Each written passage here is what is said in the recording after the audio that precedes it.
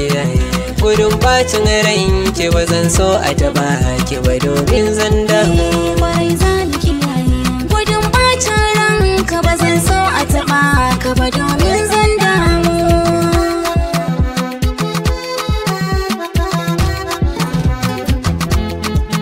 Kin zama to fitilata kikan kore dokar ya rufe min idanuna. Kudu har da arewa ba a samu ɗiyar nan da ta kan kai ki a kirjina. Fulani da manomi ta ya za a shiri in har sa za ya yi barna. Ko kin gane nufina ni dai za na rike ki ba zan so a taɓa ki ba domin zan damu. Tunaninki nake yi. Ni dai kar ka kashe ni da soyayya har ma ban san inda nake ba. Ko da za na misalta yawan saka a raina san ba za na iya ba. Ba zai kau da kishi ba ruwan da aka yi masa sarki ba zan iya sha ba. Ina son ka masoyi, ina son ka masoyi, ina son ka masoyi in ba kai zan damu.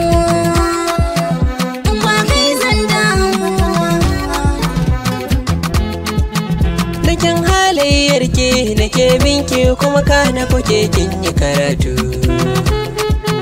Nakan bayyana zance in har gaki a gefe na kai zan ilimantu. Kullum sai kalmarki nake nanatawa wasu sace sambatu.